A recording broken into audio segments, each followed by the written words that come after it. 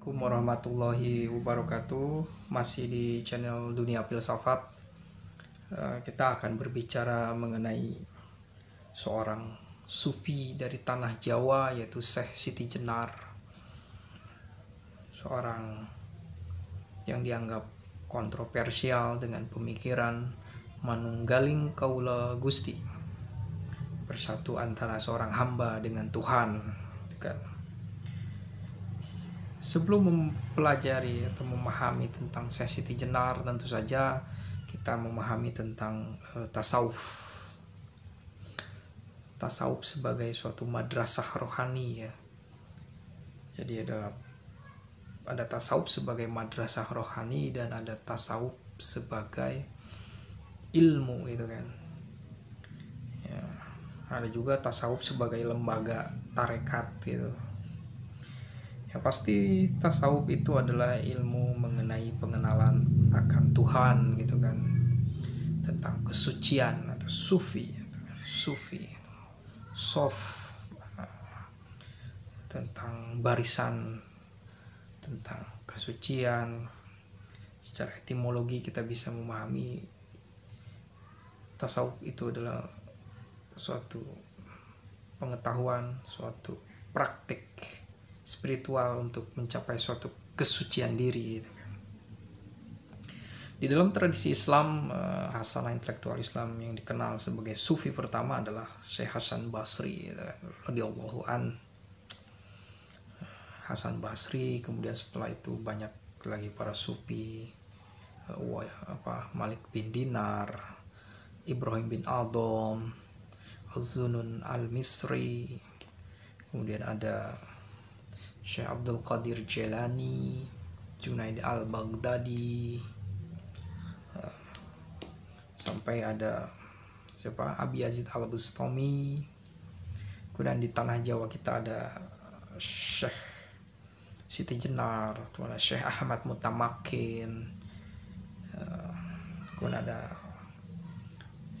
Hamzah Fansuri di tanah air kita ini, gitu kan. Jadi filsuf tasawuf ini adalah ilmu yang objek materialnya adalah memahami tentang Tuhan.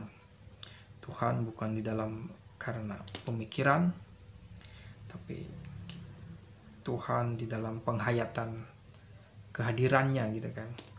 Jadi di dalam epistemologi, hadirnya suatu pengetahuan itu ada secara intuisi, gitu kan. Intuisi itu adalah daya batin, daya akal yang selalu dinaikkan, gitu, kesadarannya. Kita naik dari kesadaran kita yang rendah ini untuk menuju kesadaran yang atas, itu adalah intuisi, gitu kan. Sedangkan tasawuf itu adalah suatu iluminasi, turunnya suatu pengetahuan rahmat Tuhan dari dimensi atas kepada dimensi bawah kita ini. Yang bawah ini adalah itu disebut dengan iluminasi. Jadi kita bisa membedakan antara iluminasi dan intuisi, gitu. Dan tentu saja syarat untuk mencapai suatu pengetahuan yang intuisi dengan kontemplasi, gitu kan. Begitu juga dengan iluminasi itu dengan hadirnya pengetahuan itu secara iluminasi menurun, gitu, nurul anwar, dengan penyucian diri, gitu kan.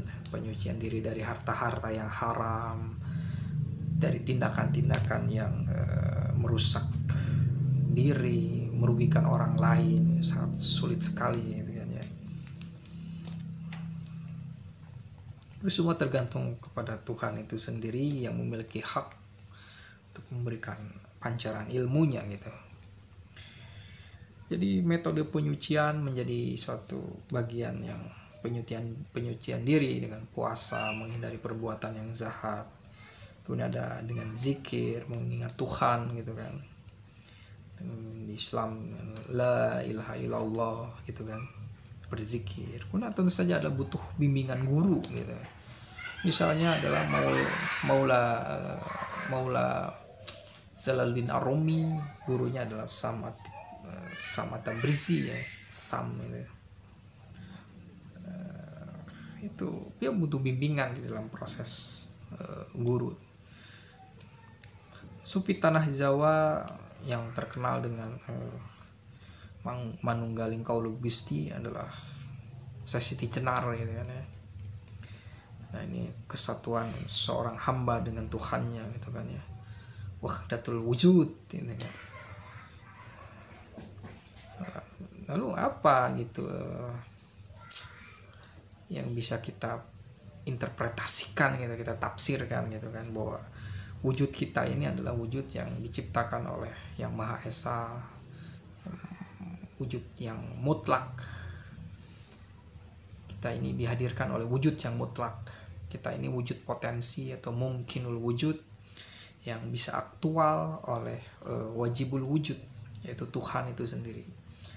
Jadi menurut Ibnu Sina bahwa makhluk itu ya mungkinul wujud, keberadaannya itu potensi, dia bisa ada juga bisa tidak ada. Dia tidak bisa mengadakan dirinya karena dirinya itu masih potensi gitu kan. Sedangkan yang bisa mengaktualkan si makhluk itu mungkinul wujud ini adalah wajibul wujud, dia harus niscaya gitu ada. Jadi ada semacam pembagian itu ya untuk menjelaskan suatu posisi saja, untuk menjelaskan identitas loh. Kalau Tuhan itu adalah wajibul wujud dan makhluk itu adalah mungkinul wujud. Nah, tapi itu kita baca sebagai sesuatu yang datar gitu kan, horizontal gitu kan. Kemudian pada pemikiran Ibn Arabi, kemudian Mula Sadra dijelaskan tentang adanya gradasi wujud. Ya kita ini wujud gitu kan, Tuhan itu wujud. Lalu apa bedanya wujud kita dengan Tuhan? Apakah wujud kita dan wujud Tuhan itu sejajar gitu kan? Nah, dan dijelaskan bahwa ada gradasi. Misal Suhrawardi, Ibnu Sina, Mula Sadra itu Ibn Arabi juga, bahwa kita ini wujud gitu kan. Tapi kita gradasi wujud yang terbawah gitu kan. Tuhan adalah wujud yang paling atas gitu kan. Cahaya di atas cahaya Tuhan itu. Kita ini wujud gitu kan. Kita ini ketika kita bersatu dengan Tuhan, kesatuan secara pertemuan, atau menurut para sufi itu saja ada kesatuan eksistensi, ya kita menjadi tiada gitu kan. Yang ada adalah Tuhan gitu kan. Ini adalah suatu, Plotinus menjelaskan ada tahapan di dalam untuk memahami tentang unifikasi pengetahuan tentang kesatuan dengan yang realitas ilahi adalah pertama harus purifikasi gitu kan. Penyucian diri dulu gitu kan. Setelah penyucian diri kemudian ada hadir kontemplasi gitu kan, pemikiran yang mendalam, hadirnya suatu kekuatan batin untuk memikirkan hal yang tinggi gitu kan, ilahiyah, hikmah mutaliyah ke atas gitu kan, intuisi. Setelah itu hadir pengetahuan ilahiyah, itu pun tergantung kehendak Tuhan memberikannya atau tidak, iluminasi gitu kan, ke bawah. Setelah itu kesatuan kontemplasi ini menghadirkan suatu pemahaman bahwa inilah ada realitas yang absolut dan ada realitas yang relatif gitu kan. Makhluk ini relatif dengan Tuhan itu absolut, misalnya seperti itu. Jadi manunggaling kaula Gusti itu adalah kesadaran bahwa ketika seorang hamba bersatu dengan Tuhannya, maka dirinya itu hilang gitu, yang ada adalah Tuhan. Karena hanya ada satu substansi, yaitu Tuhan itu sendiri. Tidak ada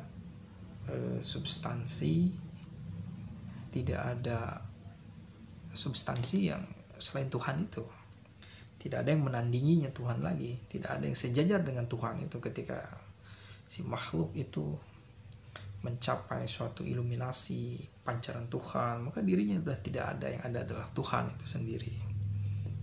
Lalu bagaimana dengan peristiwa Musa gitu kan? Ada Tuhan, ada Musa di Bukit Sinai gitu kan. Ya tentu saja itu adalah suatu makrifat, suatu pengenalan, bukan suatu kesatuan gitu kan. Di dalam Wahdat al-Wujud, Ibn Arabi ini sudah menjelaskan tentang wujud kita ya, tidak ada wujud yang lain selain Tuhan, semuanya adalah wujud Tuhan gitu kan. Dan kita ini adalah modus eksistensi Tuhan, begitu juga Spinoza juga ya. Jadi ada sisi panteisme, menyamakan alam dengan Tuhan gitu kan. Yes. Tapi kita ini wujud yang tiada gitu kan. Yang ada adalah Tuhan. Ketika Tuhan itu hadir, memberikan dirinya, hadir di eksistensi kita gitu kan. Ini sesuatu yang wajar gitu. Hal ini disampaikan bahwa kita ini tidak ada, yang ada adalah Tuhan gitu. Lalu apakah kita ini tiada hakikat? Tidak, kita menjadi citra Tuhan gitu. Kita bukan kita lagi, saya bukan saya lagi, tapi citra Tuhan, modus eksistensi Tuhan gitu kan. Ya, pemikiran ilahiyah gitu kan, pemikiran yang mengenai tasawuf itu pengetahuan ilahiyah gitu kan. Dimensi pengetahuan yang bisa menjelaskan eksistensi alam, kosmologi gitu kan. Ibnu Sina hanya menjelaskan misalnya tentang jiwa langit gitu kan. Jiwa langit ini bukan persoalan mengenai energi langit juga, dia hanya mendasarkan bahwa setiap benda yang bergerak itu pasti punya jiwa. Nah, benda-benda langit ini yang bergerak, komet, bulan, bintang itu punya jiwa. Itu alasannya karena dia bergerak gitu aja. Dia tidak, meskipun dalam astrologi kuno bintang itu menandai tentang suatu konstelasi, suatu pengetahuan mengenai nasib manusia, nasib suatu waktu gitu kan. Tapi dalam pengertian jiwa langit dari Isyarat wa Tanbihat Ibnu Sina adalah mengenai benda langit memiliki jiwa karena dia bergerak. Setiap yang bergerak itu punya jiwa gitu kan. Kemudian kembali lagi kepada peristiwa Syekh Siti Jenar yang meninggalnya karena dieksekusi gitu kan ya oleh para wali.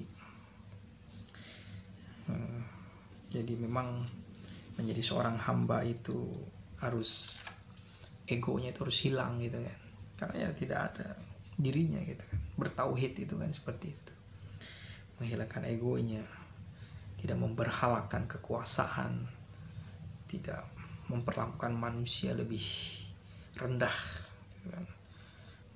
Menganggap manusia yang lain rendah, merasa dirinya tinggi gitu kan. Esensi dari tauhid gitu kan. Kemanapun manusia berpaling, di sana adalah wajah Tuhan. Melihat manusia adalah melihat bagaimana Tuhan hadir bertajalli secara zalaliyah dan jamaliyah gitu kan. Hadirnya suatu kesadaran mengenai misterium paskinasum dan misterium tremendous. Ketakutan dan keindahan itu adalah ekspresi Tuhan juga. Kita bertemu dengan musuh nih, ini dimensi jalaliyahnya Tuhan nih. Walaupun kita kesal nih sama orang, kita ketemu dengan seseorang ini, ya ini dia juga makhluk Tuhan lah ya. Atau kita bertemu dengan sosok yang indah, itu juga suatu kehadiran Tuhan gitu kan. Nah, jadi Syekh Siti Jenar ini seorang sufi dari tanah Jawa yang mengajarkan esoterisme, yang menurut Gus Dur dia dianggap kurang tepat membocorkan tentang ajaran ilahiyah yang tinggi kepada muridnya yang belum siap, sehingga menafsirkannya secara anarkis gitu kan, tentang kematian gitu kan. Tapi pada satu sisi lain lagi, Syekh Siti Jenar dianggap berusaha untuk menghadirkan suatu penafsiran mengenai kehidupan itu. Ya, kita jangan takut mati gitu kan. Tentu saja pemberontakan ini terjadi gitu kan, di Demak ini kan, ketika transisi dari Majapahit ke Demak itu kan, para wali itu kan pernah mendukung Raden Patah gitu kan. Sedangkan Syekh Siti Jenar ini adalah salah satu yang dekat dengan keluarga Majapahit misalnya, dengan Ki Kebo Kenongo gitu kan, ayahnya Caka Tingkir itu kan. Jadi memang ini persoalan tidak hanya dari sisi doktrin wahdatul wujud mengenai sufisme Sesi Jenar, tapi ada suatu konstruksi sosial, pertarungan politik juga. Ya meskipun kata Gus Dur bahwa Sesi Jenar dianggap melakukan penyimpangan gitu kan, dengan mengajarkan ilmu esoteris kepada masyarakat yang belum bawah gitu kan, yang tidak memahami tentang kedalaman batin. Kan di dalam penghayatan tentang agama itu ada syariat dan hakikat. Orang yang tidak pantas menerima kebijaksanaan itu ya sebagaimana mengalungkan berlian kepada seekor babi gitu kan, mengalungkan emas permata kepada babi gitu kan. Kebijaksanaan itu tidak ada artinya bagi mereka yang memiliki dalam kondisi kebodohan. Maka berfilsafat itu adalah melawan kebodohan, karena kebodohan itu adalah akar kesengsaraan. Ya memang juga gitu kan, kita bisa membuktikan itu kalau kita tidak bisa membetulkan listrik, maka itu suatu penderitaan gitu kan. Lampu mati juga, kalau kita teralienasi dari dunia kerja juga, kita jadi pengangguran, itu juga sangat tidak menyenangkan sekali gitu kan. Penderitaan itu karena kebodohan. Dan memang Sesi Jenar dalam tradisi sufisme Jawa ini dianggap kontroversial, dan tapi pada satu sisi yang lain juga peristiwa seperti Sesi Jenar ini sudah ada di dalam kisah para sufi. Misalnya ada kisah Mansur al-Halaj yang sama juga dieksekusi ketika dia mengatakan anal haq, aku adalah kebenaran gitu kan. Al-haq, kebenaran yang utama, dianggap itu sebagai suatu kufur gitu kan ya, syirik, menuhankan dirinya gitu kan. Ya di sini persoalan mengenai wahdatul wujud, kesatuan antara hamba dengan Tuhannya, ini adalah dalam kesadaran atau di dalam suatu pertemuan eksistensi. Ini menjadi pembahasan yang sangat menarik, dan tentu saja membutuhkan suatu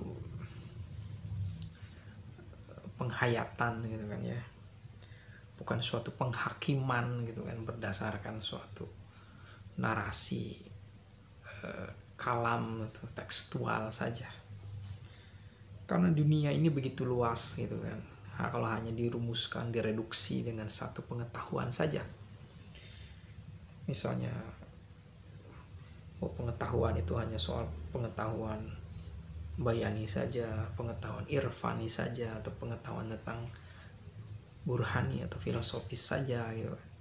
Dunia ini luas gitu kan. Tuhan itu bisa kita temui dari berbagai sisi gitu kan.